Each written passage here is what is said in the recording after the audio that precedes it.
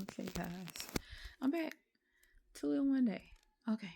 All right. Look at me, right? So, I kind of just want to piggyback on the last video, right? Um, the one I posted before this one, right before this one, right? About waking up and realize, who do you have around you, and recognizing those who are not that represent lack of reciprocity in your life. I'm gonna keep it short about that one. Just go back and look at it, right? So again, I'm going to piggyback off of that. So usually in those cases where the energy or the love you're pouring into someone is not reciprocated, let's go with a typical scenario. Someone you're dating, your husband, boyfriend, situationship, whatever you want to call it, right? So now you're waking up to this fact and you distance yourself, you ended it, you move it on. You're right. And it causes heartache, of course. You're crying, you're hurt, you're sad, right? But the emotion I want to pinpoint on is when you start feeling sad for yourself, or you start attacking yourself for making a choice to even deal with this person, or saying that, oh, they did this, they did that, or even saying they didn't reciprocate my energy and my love. They didn't pour into me the way I poured into them.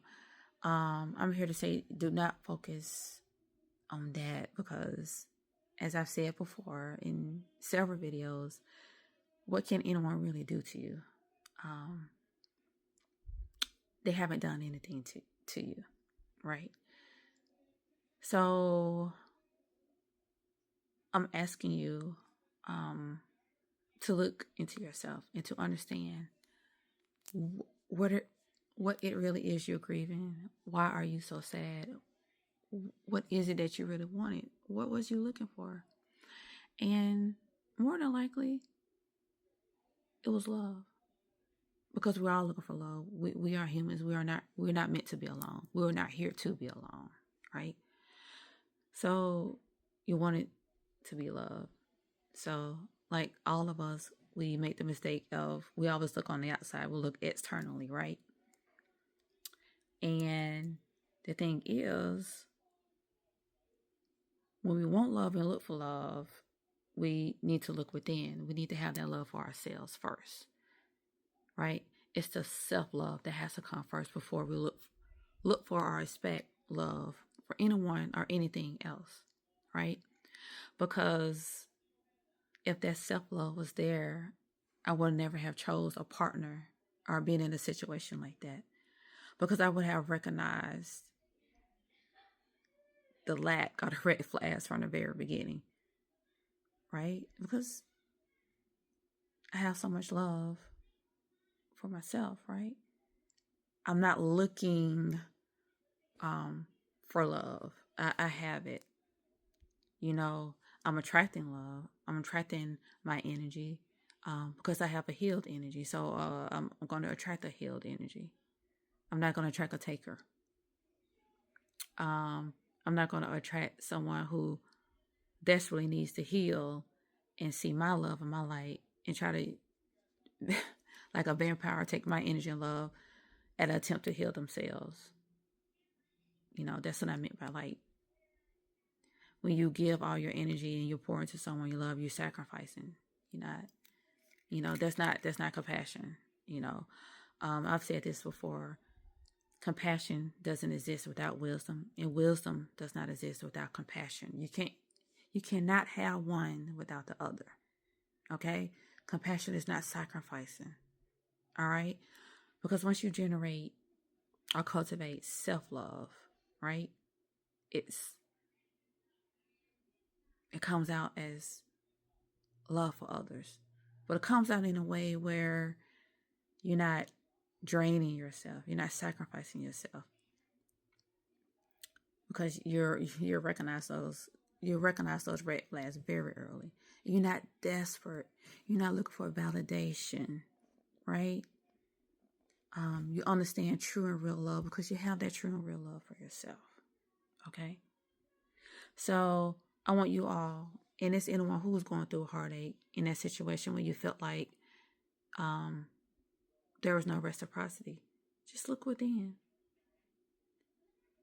Look and see what's really hurting, what's really missing. Because it's not your person, right? Your person will match your energy. Okay? And why are you attracting wounded people? Because if you're around someone who can only take and can't give, that's someone who's extremely wounded, that lacks self-love. Because self-love gives love and receives love. It's not one-sided, right? So, yeah, they lack love because you lack love for yourself. So you're going to attract that, right? You're not giving yourself the respect, the compassion, the love. So you're going to attract those, who's not going to give it to you either, who can't give it to you. Because 9 times out of 10, they're not giving themselves the self-love either. So you all think about that for me. Look within. Because all your issues are within. It's not who did what to you or what you perceive as someone doing something to you. Because again, what can anyone really do to you? Nothing. No one can do anything to you. Everything begins within. Find out your issues. Why are you really crying over that person? Because if they're good for you, then why are you ending it? So if it's ending because they're no good for you, then why are you crying? Why are you attached? What is it? What's going on? Right? Because it's just like a hot stove. You touch it, you burn yourself. You're not going to cry just because, I'll never touch that hot stove again. Of course you're not. Because you got burned. But you're not going to go off and feel sad about never touching a hot stove again. You won't cry over that. So why cry over an ending of a relationship? Yeah, I know it's human nature. We all say that. But the thing is, think about it though. It's just like the hot stove analogy. Like, why are we crying over something that is no good for us? Why are we attached to it? Are we masochists? Do we love pain?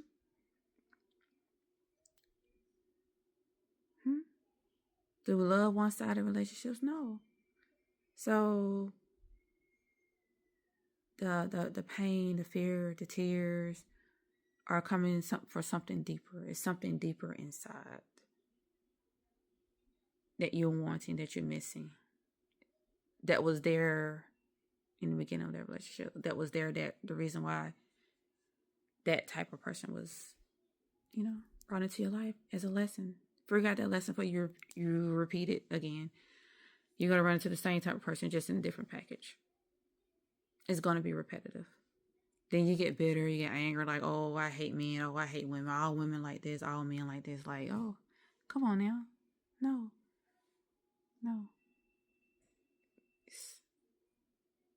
If you build that wall, you keep yourself out. If you're hard in your heart, you keep yourself out as well. You're not protecting yourself from the world. You're blocking your own self-love. So don't allow life events to harden your heart or build a wall that you can't even get through. So, yeah. My 2 cents.